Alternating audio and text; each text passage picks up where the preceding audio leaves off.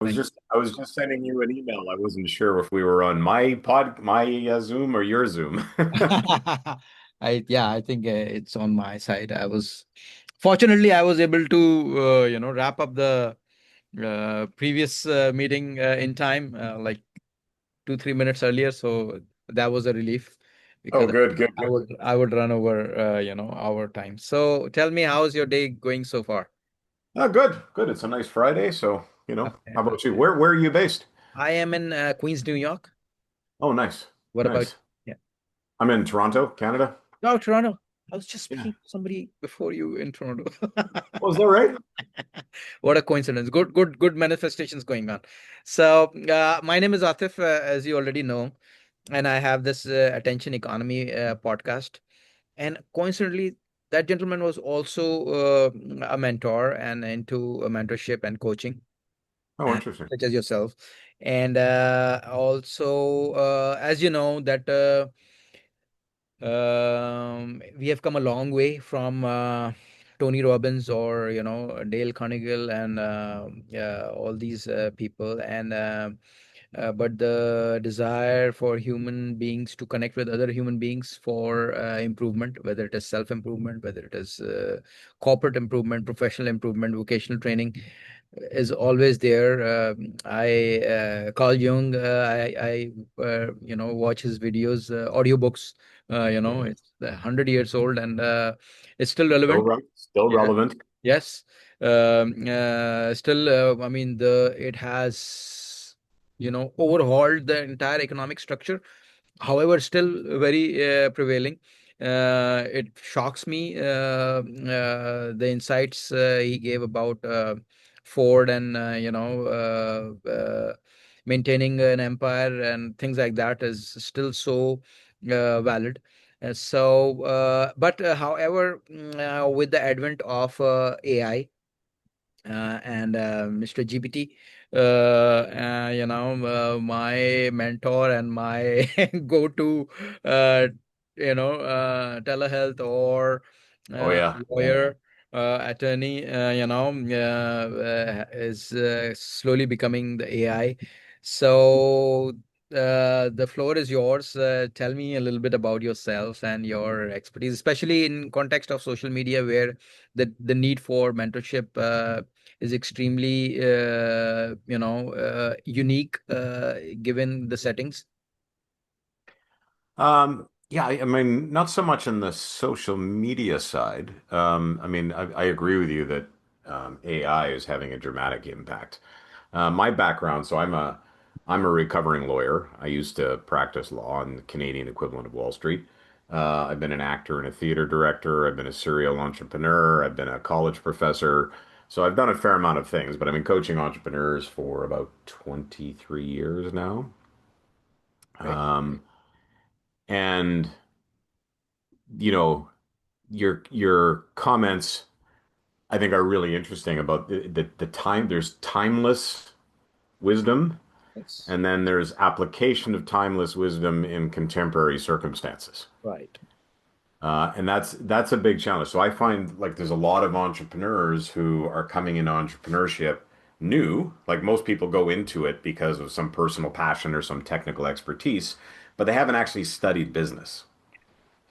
True. And so there's just basic foundational skills and wisdom that's missing. Right. And then on top of that, a big part of my thing is about businesses that are going to make the world a bit of a better place. Mm. And that's a bit of where that I think the wisdom breaks down.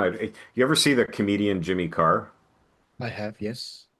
So he's actually a really smart guy. He's not Mhm. just a funny guy. He's a really quite a deep thinker. Right. But he was on just an interview a little while back, and he just pointed out something. I've done a different version of it from him, but he basically said, we've only had hot showers for about 60 years, Yes. you know? And I Yes. said, like, you can go to a no-frills supermarket and get immediate access to a wider array of produce than was available to King Louis in Versailles. That is right. You can go into a department store and Mhm. get bedding with a higher thread count than royalty used to have. That is right. And yet we're still unhappy. Yes. And so we're missing the point. Yep. I think like entrepreneurship, I believe, is one of the most powerful forces for positive social change. But the fulfillment for the entrepreneur comes not just from the financial rewards, but it's like the impact that you're actually able to have on people's lives. When you create an organization that provides a good living and a positive cultural environment for people to work in where they want to stay, that makes you feel good. When Absolutely. you have customers who say, "Man, that was the best service I've ever had," that makes you feel good. Like that's fulfilling. And Yes. then, yes, you want security, but if all you're doing is pushing for the money, and you're pushing for the money when you don't have the skills to do it, that makes you more stressed. That's right. And then that makes you more willing to compromise your values. That is correct. Absolutely. I mean, I totally endorse you. I made a documentary in 2018 called Education versus Information. Oh, cool. Yeah. So, but when you just said this thing about applying the, the education or no business education, it opened a new window in my head about what I was trying to do back then, education versus information. Now the Yeah. problem is that the hearsay has become knowledge. And when I was doing my doctorate, it was mandatory for having at least 7 years of work experience. Without that, you cannot apply for a doctorate in Oh, business. wow. Yeah, Wow. yeah. So that Where did you was get your doctorate from? I did it in Australia, Perth, Oh, did you? Australia. Oh, Yeah, cool. West Coast. Yeah. So the thing is that. Again, you can do based on what you hear and where you get the motivation. And there is, like you mentioned, not only in terms of consumables, but also the wealth of knowledge we have on YouTube, like all these think tanks. I would have never known that they existed in the angle where I'm looking for, whether it is manifestations, whether it is gratitude, like you mentioned, fulfillment. Gratitude is missing, and Mhm. that's the reason for stress. And same is about entrepreneurship. Let's go back to Adam Smith. He said social. It's a social work, good business. So lifestyle impact in a positive way. And then, like you mentioned, sustainability is becoming a challenge because everything is going down with the attention span. And the durability factor, because slow is always durable, and that is why we are doing this podcast in the times of short form videos. We are Yeah. doing hour long, or half an hour, or whatever, how far we can keep it engaging. So it's mesmerizing. uh, However, like you said, when you don't have the foundation or the base business knowledge or education, then your problem solving skills suffer, because you are not accustomed to the pattern or the formula or the algorithm, so to say, Yeah. to get in and out. And that's where we are lagging and lacking. And what do you think, because entrepreneur is basically a chef who's stirring the pot. He's bringing everything together. uh, Yeah. there is this kids from I think from Canada, who made this app called Cal AI, and they are making millions of dollars every month. And they are brilliant coders. They were coders since they were 7 year old. But now, they said, now we are realizing that we should have been an entrepreneurs, because that's where everything comes together. Right. Yeah, Interesting. yeah. What's the app called? Cal AI, it's like take the pictures of the food that you're about to eat, and it will tell you exactly how many calories it has. Oh, cool. Well, Yeah, that's a with the good help idea. of AI. Yeah, yeah, of Yeah, course. yeah. Yeah, Oh, interesting. yeah, Yeah, because what you mentioned earlier about all the stuff on YouTube. One of the things I find is like there's a difference between knowledge and wisdom, right? absolutely. Like you can know a lot of, but there's everybody's got a take. And so one of the things about expertise is actually pattern recognition, right? Yes, Like it's knowing, like have you ever heard the difference that there's a joke, the difference between knowledge and wisdom? yes, Knowledge is knowing that tomato is a fruit. Wisdom is knowing not to put it in a fruit salad. yes. That's true. That's true. That's true. Yep. Yep. Yep. Yep. And so there's the application of stuff is what's important. And that's what I find like where I'm still, not just me, but people like me, can provide value. Because if you can look on YouTube, and I've had this happen. I've had people read books and then they come in and they show me how they're trying to apply what they've learned. Yes. And I'm Yes. going, no, that's not going to work. That's true. And here's 7 reasons why, because you're only looking at one piece of the puzzle, Right. and it's going to have cascading impacts That's elsewhere. right. That is right. And that is the reason yeah, millionaires and billionaires also have mentors like you, because they have become rich, but they want to stay rich. And to stay rich, they need someone to guide them in the right direction. And when they are stuck, nobody is there to help them, because I don't know, ironically, money is considered a point of authenticity or authority. And these people on the top are stuck, and they need someone like you to help them out and get them out of the situation, because they are facing situations which you cannot find in any book. Yeah, and they're often what's interesting when there's a certain level of success. I was doing presentation training for a guy who I won't say where he worked, but he was at a large organization, and he could move the markets in an afternoon. Like he controlled $3 billion of Oh. investment funds. Mhm. Um, and he was so many people were kissing his ass all the Mhm. time. Yes. And I was doing presentation training, but he wound up using me for other coaching. And he Mhm. said for 2 reasons. He said, one, I was the only consultant that was always on time. I was Okay. never late for a meeting. Mhm. And second, I told him the truth. That's Like if right. he was doing something, I'd go, "What are you doing? That's dumb." Yes. And everybody else was kissing his butt so much that he couldn't trust Absolutely. the input he was getting from people. Yes. And so it's interesting. Like with power, sometimes comes an insulation that isn't healthy because, people think, well, you're there, you must be so smart.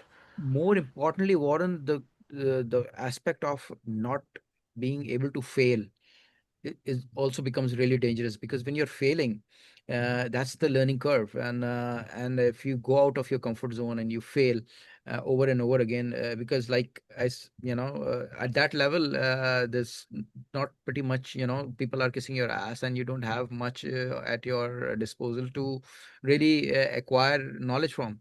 So Yeah. if you cannot afford to fail, then they can hire a mentor like you to guide their sales, in the right direction.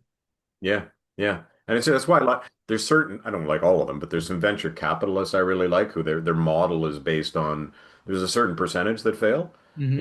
and then we Yes. debrief and we learn all the time. But our Right. goal is to have an overall ROI, recognizing that some are going to fail, Right. and it makes them smarter about their risk while still being willing to accept risk. Of course, because You know, if you don't fail, then you don't grow. That's the problem.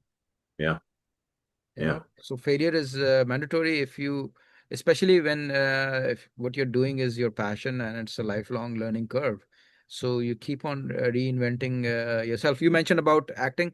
I also am into music and comedy, and Oh, yeah. yeah, and I studied from New York Film Academy filmmaking as well. I still am thinking about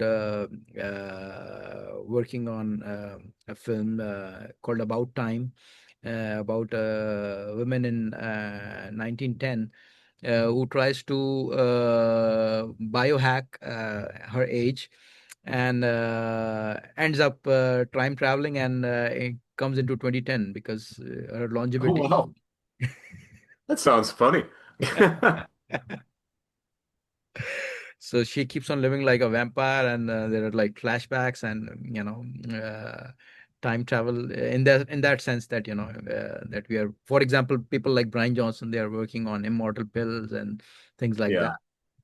So yeah, so and like it's also art itself is a lifelong love affair, and you keep on learning, and you fail in some projects, and then you learn, and then that's the only way to grow, because it's so subjective and it's so improvised. Yeah, I uh, always think entrepreneurs should.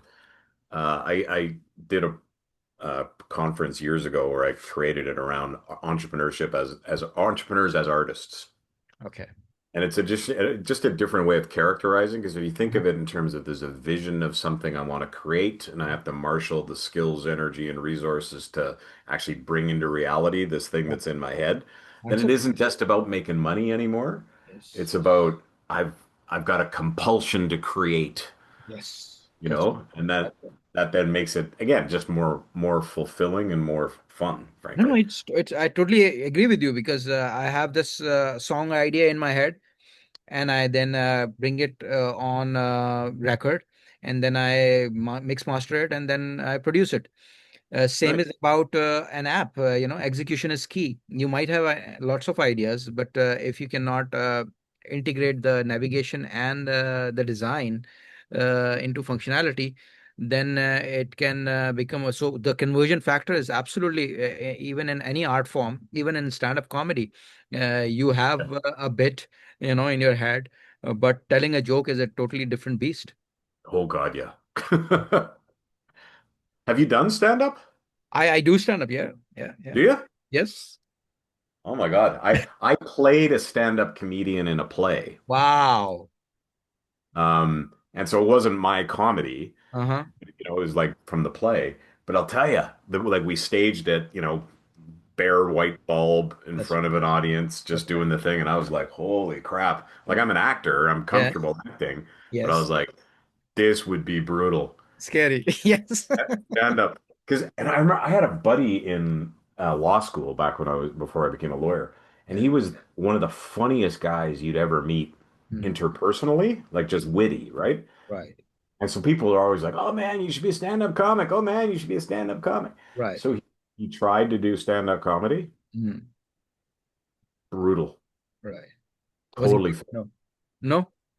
No, Okay. totally. Yeah. Yeah. Okay. Because Yeah. it's an art, right? Like It being is. It funny is in a absolutely. Yeah. conversation is a Absolutely. different Yes. thing Yes. Yes. than, Yes. Yes. you I mean, know. my stand-up comedy is so audacious that I'm banned in a couple of venues as well because Oh, really? so because I speak my mind left, right, and center. And again, one form of education is also when you don't take sides, you don't get biased, and then you have to. Some people find your comedy offensive, and I think for me it's a badge of honor every time. And but again, education is understanding both the sides, left and right, and then taking your decision based on what you think. Like you just mentioned, that the ability to figure out things, in between. As an entrepreneur as well, it is kind of a military exercise, that you are in a given scenario and you have to utilize the skills and tools on available, and then take the a plan strategy, and then be aware that there are occupational hazards and anything can fail, and then ready to take that hit. So that's I think an essence of entrepreneurship in general, I guess. Oh yeah, for sure. Um, I got respect for you, man. That's cool. I think stand-up comedy is one of the most important, but also one of the hardest art forms. It is. It is. I mean, that's the reason I enjoy it most. I recently started like a year ago, and but poetry and music and writing. I've written several books as well, and on business and politics. But I thoroughly enjoy it because just like the theater factor, you get the immediate response, and sometimes when you are doing your bit, you are not there, you are getting a response, and when you see the recording later on, what you think was a bad bit is well received. And Yeah. sometimes when you're expecting a good response and there's silence, so it's very it's good for good and bad for mental health, if you take it in you know, good and bad for ego. But if you really understand what it's doing, and how it is affecting, and how you are, it's like a therapy where everybody, lots of a crowd is listening to you, Yeah, yeah. Right on. So your podcast, is this like we're not doing a podcast right now, We are we? are, we are Oh, recording. I thought we were just doing a Yes. briefing about it. Yes, yes, yes, yes, yes. Cool, cool. Yeah. So, yeah. So, tell me a little bit about any specific industrial category where your, clients come from. So I don't focus by industry as much as by size and by sort of psychographics. So my Okay. clients, a little bit. So I tend to work with service-based organizations, but that's broad. Like it could Okay. be software as a service, professional service, creative service, home service. Okay. I do have some product-based companies, but for the most part, they're more service-oriented. Okay. Um, and they're usually between 1 million and 10 to 15 million in revenue Okay. in North America. Uh-huh. And I like one, as I mentioned earlier, entrepreneurs who have a bit of a values orientation, those who care about making the world a bit of a better place or want to align. What I always find is that when people are misaligned with their own values, even if they're making a lot of money, they're not very happy, right? It's like there's a dissonance that goes on. That's right. That's right. Whereas those who are like running their business by their values they're just always happier Yeah, they're and, happier. and ultimately more successful too. Absolutely. That's the key because the thing is, uh, because the expectation paradigm is very clear to their customers Yeah. because their value structure is inculcated in their team, and like Richard Branson says or Jeff Bezos says that just enrich your team and they will enrich you. So when the code of conduct is there, and whether it is a police department or a hospitality Holiday Inn or Sheraton or Marriott, it's the unifying organizational code of conduct, and that's where, and again, it's part of sustainability as well. The people are aligned on what to expect from you, and then also from, like you mentioned, the dissonance factor. You know what you are targeting for, and it's not just numbers, and it's about the stamp of approval, so to say, or authenticity that carries you and like positions you in terms of brand identity or brand persona, or brand image, so to say. Yeah. And there's the other thing that I find really interesting in this stuff too is that partly it attracts customers for sure because they're going to be served well. But the people you have that you attract to the organization, like when they know you're not just in it just to make the money. Like Yes. there's this weird thing that people in my business have talked about was sort of like, oh, if you just have a vision and communicate the vision, people will rally behind you. And I kind of go, well, that's bull, actually. Okay. It has to align with what they want too, if they're going Right. to stay Right. with you. Right. But if you articulate a vision, Yes. yes, but then you say, this is something positive I want to do, and these are the values, how I'm going to treat you and how we're going to treat each other and That's how right. we're going to treat our customers, then people are like, oh, this is a place I want to be. Yes. And these are people I want to be with That's right. as we're going on to make this impact. And That's what people are willing to do for that kind of organization is uh-huh. just way different. Right. Like I keep hearing and reading about, oh, you hear the old farts sort of like, oh, these young people today, they don't care about organizations and all they want is a dollar. Right. That's nonsense. I've got so many clients with young employees who Yes. care deeply about what they're doing, Absolutely. but it's because they're respected and they're cared for and they're trained and they're communicated with, and then they're then willing to go the extra mile. Absolutely. I mean, And you can see it authentically in the owners. Like I had a client who, at the very beginning of COVID, her industry was eviscerated. Like mhm, she was in events, live events businesses. mhm, Didn't lay off anybody. mhm. She'd done really good work, back to my point about fundamentals first about the business. Yes. So she did really good cash management. Right. So she was positioned like big part of strategy I consider is positioning. You want to Yes. be positioned to take, to ride the wave when it comes, but Yes. be positioned to avoid the storm when it comes, That is right. and so she did a really good job of that. And Yes. so she kept everybody and Uh-huh. then said, we're going to do research and development on new things. Oh, great. Every, everyone was so grateful. They Wow. doubled down. They Yes. became leaders in a particular application. They wound up having their most profitable year. Wow. I've got another client that um, just does, his business, the employees you would consider blue collar, lower wage earners. Mhm.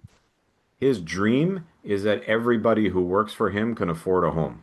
Oh, great. And we're in Toronto, which is the most expensive city in Canada. Yes. Um, and so, like, he creates some loyalty Yes, that's right. I because mean, uh, people know that he cares about that. I got yes. one other client that they decided part of their purpose was to remove 1 billion tons of waste from the waste stream. Now that ladders up to revenue in their business because that basically means replacing certain products with theirs, which are more sustainable. But the team is like, yes, like they don't care about the $100 million revenue target, but Right. that $1 billion of waste being removed from the waste stream, Right. hell yeah, I Yes. want to be part of that. That's right. That's right. I And mean, then when they're treated yeah. well. Yeah. I mean, I totally agree with you. Even in context of mentorship, you cannot pay in numbers like it's not in quantified all the time.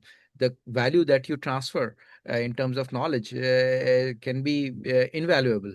Same Mhm. is about like you just mentioned, there was during COVID, Japanese Airlines chief executive. He said, I won't take salary for 6 months or whatever, and that's leading from the front.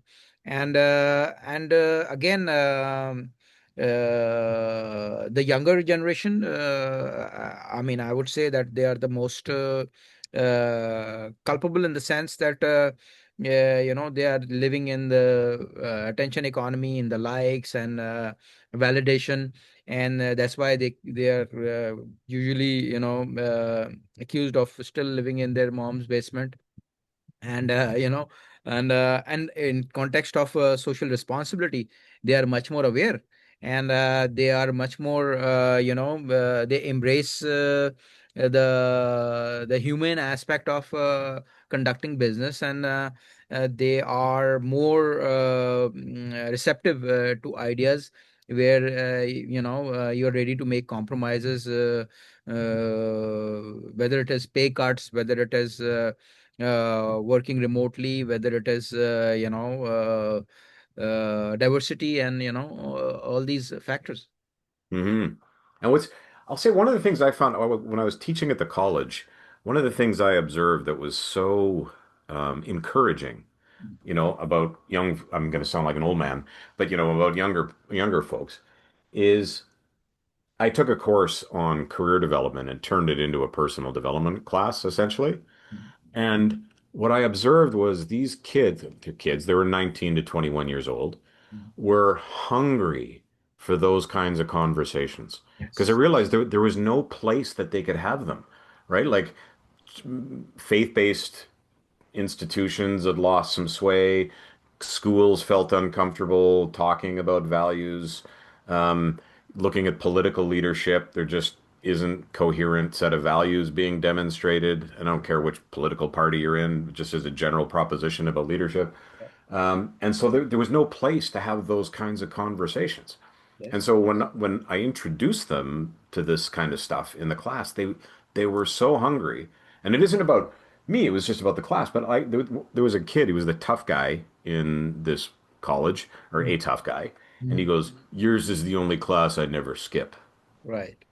There was a girl who cried when the class was over. Right. Somebody said it saved his relationship with his girlfriend. Somebody else said like he was helping people off the bus with groceries, which he'd never thought of doing before. Right. And it was only because we talked about personal responsibility and we talked about how giving creates fulfillment in your own life. Right. How, doing your best allows you to be self-realized and things Right. like that. Yeah. And they wanted to have those conversations. And so Absolutely. one of the things a few clients of mine have done is they've done things like book of the month within the organization. Sometimes they're business books, but sometimes they're personal development books, Mhm. and they just talk about this stuff. And again, they want to have the conversations Yes. because Yes. there's just not a lot of places. So when a leader, in a workplace talks about values and how important it is. I think it serves as a counterweight. Like I'm concerned about things I see going on in the world, Mhm. just because there doesn't seem to be like a moral grounding in a lot of leadership. And so there's a lot of conversation even within business, like, well, everybody does that, so it's okay if I do it. Mhm. Well, is it? You know, and what kind of society do we want to live in? That's And right. so when you have entrepreneurial leaders who are out there creating impacts, creating solutions to problems, but are also saying, but we do it the right way. Mhm. We don't lie to our customers. Right. We take responsibility when we make a mistake. We make sure that what we're putting out there is the best solution to the problem they have. We price fairly, you know, we pay fairly. Right. You know, we have open communication when things are wrong, and we take responsibility and apologize when we make mistakes, but we also have expectations of people. And you just have those kinds of conversations, then people feel like, oh, this is the way I can be. Yes. Like I knew I could feel there was something wrong out there in the world, but couldn't quite put my finger on it. That's But right. now I'm in a place that actually supports my wish to be a good human being. Mhm. That's true. That's kind of encouraging now. And I I think mean, entrepreneurial leaders can be really on the front end of doing this. yes, and I think that's what matters. This is the reason the therapy is at its all-time high, because there are no platforms with all the platforms in the world available on our fingertips. We don't have a platform for realistic conversation, so they want someone who is not non-judgmental, and this factor of accountability is like 24/7 running behind us, and thinking out loud, just casual discussions or ideas, that's missing. And that's what I recently I created this app called Toxi, and it's like getting in touch with your followers. If you have social media following, they can call you, and you can get paid for audio calls and video calls. Oh, And cool. yeah, and that's where, and same is with mentorship as well. That they can directly get in touch with you, and like for example, I had my friend, he was a psychiatrist in London, and one of the leading doctors in England. He was his patient, and one time he called my friend from Paris, and he said that, "Can you come right now, at middle of the night?" And he said, "Okay, I can come in the morning, but it's kind of too late, and it will be very hodgepodge to get a flight right now." And in the morning, that guy committed suicide. Oh So my. yeah, so this ability to give a nudge, or just tweak the direction at the right time in an informal setting, maybe, is really important. And again, the roles are changing, like you mentioned: opinion leaders, preachers, politicians, Jordan Peterson, and even artists and celebrities. With this social media revolution, we found out that all these so-called celebrities are, they are just products, and just creations of studios to earn more cash. So it really matters. And of course, artists have created impact, whether it is Bob Marley, whether it is Michelangelo. It's their impact on humanity. And again, it comes from the humane side of it, where you are not solely focused on the outcome or the numbers in terms of results. But when you have something beyond yourself, like you mentioned about that company, empowering their employees with their own houses, or homes. And so this gives them, and also not only just in-house, outside as well. If people know that they are doing good, for example, Walmart is always criticized, or McDonald's is criticized, and then they see companies like Apple, and then Amazon.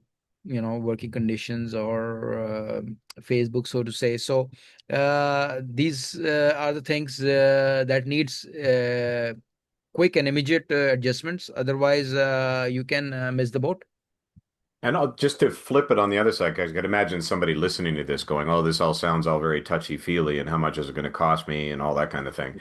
And that's why I say you got to have the business foundations, right? You need to know how to have processes that are efficient, and you're going to increase your margins. Like in my business, like my clients last year did an average revenue increase of $2.3 million dollars and an average profit increase of $420,000. And so it isn't all just touchy-feely. Like a lot, I do things based on strategic planning, knowing your numbers, performance managing people. And the flip side of this, what I call a high performance culture, is yes, you treat people really well, but you also have expectations of people.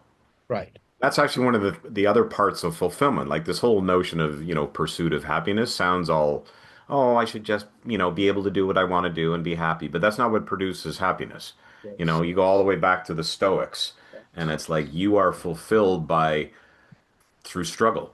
Yes, Like that's you right. got to try to be the best you can. That's And right. one of the great things, like if you look at sports teams, or I mean, you're an artist, like nobody wants to be in a band with somebody who keeps screwing up the chords, Right. right? Like high performers want to play with high performers. That's right. You look at, you look at right now while we're recording this, the NHL finals are on, and like the level that those folks are playing at That's right. is extraordinary. And if somebody's not performing, they're on the bench. Absolutely. Yeah. And that's the same in an organization. I use this metaphor with clients all the time. Right. I had a client this week who just let four people go Hmm. for this reason. I said, like, do you have an NHL team or do Yes. you have a junior A team? That's right. And it's what happens sometimes people get mad when people aren't performing as well. I said, don't get mad. Like everyone gets to play at the level they want to play at. Hmm. Yes. Like if you only want to play junior A hockey or college football or college basketball, Mhm. that's okay. Yes. That's Like right. play at that level, Yep. Yep. But Yep. if you want to play at the pros, Yes. you better do the work. Yes. You got to play at that level. And That's so I say to the owners, like, you're wanting to play at the NHL level or the NBA level, and you Mhm. got people who are junior. That's right. Yeah. And so you're going to have to trade up Yep. That's right. Yep. or talk to the people about what they need to do to train up to Exactly. be able to get to that level. And Yes. it was interesting. I had one client who we had that whole conversation, and they were like, "Yeah, yeah, yeah." And so Mhm. I finally got them, and I helped them find a really, really good recruiter who looks for top quality people. They Yes. brought in their first NHL player, Oh. and they were like, "Oh," it was like, "Oh, now I know what you're talking about, Warren," because they hadn't seen it. They had a team just of junior A players, Right. and when they brought in an NHL player, it was like, "Oh my goodness." Right. There is just a substantial qualitative difference here. That's right. That's And when right. you start saying as a business owner, you can say whatever level you want to play at. If you want to play at junior, that's okay. You Right. know, you won't become Amazon and you won't make $1 billion, but you'll Right. make a good living, and that's Yeah. fine. Yeah. Yeah. Of course. Um, and so So. everybody's allowed to play what they want to play at. But if you Exactly. say you want to play NHL, Yeah. then you got to recruit to that, and you got to expect that performance from people and hold people accountable to that level of performance. Right. That's And then different things happen. But if you say, I want the Stanley Cup, but I'm only going to play with, I don't want to spend the extra $5,000 to get the best. that's right. Well, Well, not that's going to happen. that's true. And when I was working for Marriott, we had a training and orientation department, and over there they had a saying which I still remember is, training costs, but Mhm. mistakes cost more. 100%. Yes. So And an A player costs more, yeah, but one A player costs less than two B players, right. That's true. and they'll produce as much. That's true. And like you mentioned, ironically speaking, that you mentioned the role of recruitment. Over the years, it used to be personnel management. Now it has become human resource management. And I think the human factor is missing in the human resource management. Yeah, I'll tell you, I don't like the term. I'm going to make some people mad here. I don't like the word human resources because Yes. humans aren't resources, Yes. you know? Yes. And so I consider HR human relations. Okay. That's true. Yeah. That's good. Yeah. And if you're good at human relations, Yeah. you will get those humans to perform well. But That's if you true. actually look at somebody as a resource, That's right. That's what I'm well, saying. The personnel department was used to be the most, very interactive, very understanding, empathetic. But the thing is, now from human resource, it is becoming human capital. that's even worse. Just So, consider it human relations. You know, yes, like people are coming to work for your business because they feel it's going to help them achieve what they want out of life. yeah, You know, and if you're not sensitive to that, then you're just being exploitative. But if it's like, no, this is a relationship, and yes, I as the business owner am asking you to do things to help my business grow, but you're asking me to do things for you that are going to make your life better, which isn't just paying you money. that's It's right. like I need to have some predictability. I need to have some security. I need to have some recognition and self-esteem. That is You correct. know, and those are the things that I sometimes sometimes I get entrepreneurs going, why do I have to give my employees praise and recognition? I mean, I pay them to do the job. Hmm. And I always say, like, well, why do you have to put gas in the car? That's right. Because that's what it needs to run. Exactly. So you can be mad about it Uh-huh. and then not put the gas in, and then it's just going to stop working. Yes. And, you know, people are the same. They need to run effectively. They Absolutely. need to be recognized. They need to be appreciated. They need to That's right. be treated with decency. Yeah, I mean, if you can call your salespeople customer relations, then why cannot you call your human resource relations? Because at the end of the day, uh, you know, I used to see those birthday charts, every month when we were punching our time. That okay, this month it's these are the people who are going to get free cakes from Marriott, because that's what their birthday. But now I see that factor diminishing. That the sense of now in the over the history of business, I think now is the time where relationships matter most because there are no relationships. Everybody is a zero sum game. Everything is transactional. So, and then they wonder this dissonance factor that you just mentioned. What's wrong? And then they need someone like you to answer and ask some tough questions. Yeah. Yeah. And to your point about attention economy, the other thing I find is like everybody's saying how everybody's attention spans are so short and everybody's on the phone all the time. But I'll tell you, I would just facilitated a 2-day retreat with an entire team. There were no phones out. Yep. People were engaged. You know, Yes. and so if there's subject matter Yeah. that people care about and there's relationships that people care about, Right. they will put their phones away. Yes. That's true. You know, Yes. do you know the Rat City experiment? No. So there's this, it was fascinating research. They Mhm. were researching addiction Okay. and so they put two water bottles in a rat cage. Okay. You know, one of them had, I can't remember what the drug was, but it was a narcotic or, you know, some kind of drug. And the Okay. other was just plain water. Right. So the rats wound up going to the drug, you Yeah. know? Yeah. They were saying, see, this is how addiction happens and da da da. And then somebody went, and looked and said, wait a sec, rats are actually social creatures Hmm. and they're isolated. What would happen if we ran the same experiment? And they built what they called Rat City. And it Okay. was like it had flywheels and tunnels and food and a whole bunch of other rats to play with and all this kind of stuff. And what they discovered was the rats didn't go to the drug water. Yes. That's true. They went to the water. Yes. That's And true. it was so the drug was a supplement, Yes. right? It was to fill the void of Yeah. what they weren't getting. That's But when right. you gave them what they really wanted, Yeah. Yeah. Yeah. Yeah. which is the relationship and the stimulation and the social interaction and all that kind of stuff, all of a sudden the drug thing wasn't as attractive. Exactly. I mean, that's the role of NHL. That's the role of sports in general, Yeah, because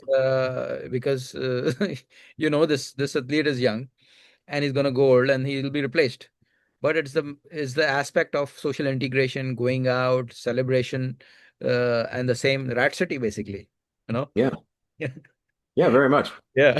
So it is cool. Like, so everybody laments how young people are, and the social media companies have made these things addictive when you're not with something else, and there's some responsibility that needs to be taken there. Right. But at any given employer, if you go, okay, so if I'm fighting against that thing, Hmm. okay, I can fight against it. I just have to provide things that are going to be more stimulating, more rewarding, more engaging, and then people will participate. Yes. I mean, I don't take my cell phone, my iPhone, and in the gym, and everybody is in the gym. They're, I said, enjoy your Yeah. digital break, because you now you have a reason, whether if you're lifting weights, or for if you're doing a group activity like Zumba or yoga, that's understandable.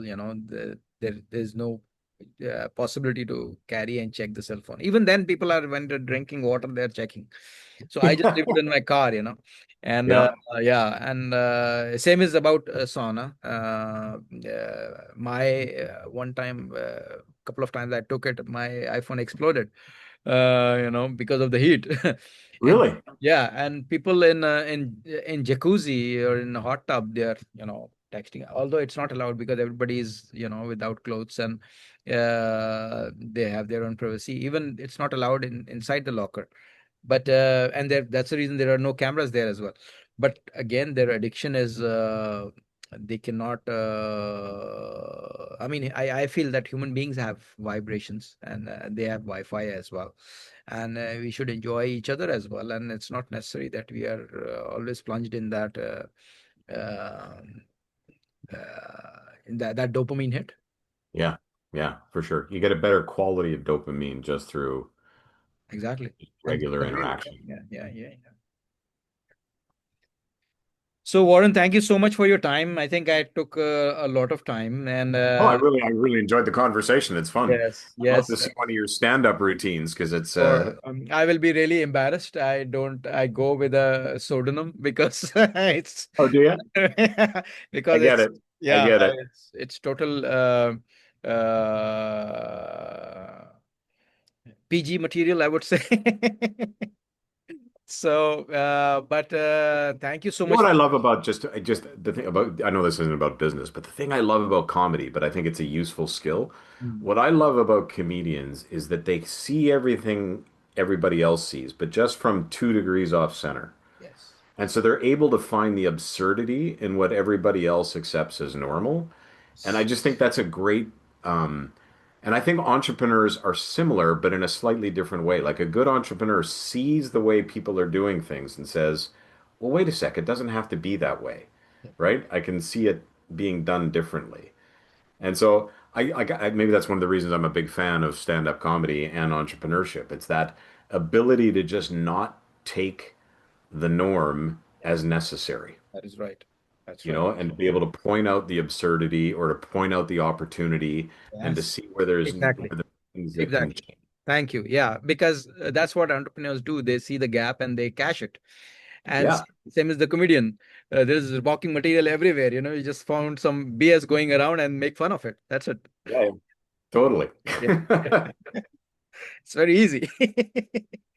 And Which it it's seems practically easy to everywhere. people who are good at it, but for a lot of people, it isn't easy. Yes. It's one of the things I often say to entrepreneurs, you got to understand you're a freak of nature. You're Yes. not a normal human being. So when they say things like, why don't my employees do this the way I do it? I said, because they're not you. Yes. You're a freak of nature. Most people can't look big and look small at the same time. They can't both do for others and take responsibility the same way. You're a weirdo in the Yes. best meaning of the word Yes. as Yes. an entrepreneur. That is And if you right. can just have compassion for the people who aren't the weirdo like Right. you, because if Right. everybody was a weirdo like you, you'd never be able to hire anybody because they'd all be out there doing their own business. Right. Right. But I have so much admiration. That's why I do what I do for entrepreneurs because they're willing to take all that on. That's And right. all they need is a little bit of support to get there, and then they can hit through their breaks. Right. The other day, a transsexual comedian called me, weirdo. So I said, "Wow, that's a compliment, and that's the greatest badge of honor for me." Awesome. I agree. Because it was in Austin, and then they say, "Oh, keep Austin weird," and I said, "You're calling me a weirdo here," and hearing it from you, it's even more I think empowering to me. So yeah, I mean. Lot of people then laughed because they thought that I'm being sarcastic, but I was not, but I was as well. Yes. So Oh, sure. so you're absolutely correct. We have a different angle, and which we don't own, and we can disown anytime as well. And like the failure is the people ask me why, how do you keep coming up with new material every week? I said, because I live in New York City. Yeah. And When same when is rats are eating pizza on the street, you've always got stuff to do. absolutely, and same is about entrepreneurship as well, that they see a failure somewhere, and then there is a place to make a quick buck. Yeah. Yeah. Nice. Well, thanks so much. I really enjoyed the It's conversation. my pleasure, Warren, and do stay in touch, and maybe we will catch up again sometime in future and some future episodes, because it was Yeah. amazing talking to you. And if anybody wants to find me, I'm at warrencoughlin.com. Okay, all right, okay, sure. So it's only corporate level, or do you do individual mentorship as well? It's for, like I said, businesses between roughly 750,000, 10 million in revenue. Got it. That's sort of my sweet spot. But if Um, an entrepreneur, high net worth wants to reach out to you and do it on personal level, you do that as well. oh yeah, yeah, yeah. Most of my clients are individual entrepreneurs. Got it. All right. Yeah. Okay, perfect. Thank you very much once again. And Oh, it thank was you. I nice really talking enjoyed to it. you. And have a good weekend. Thank you. All right. Bye bye.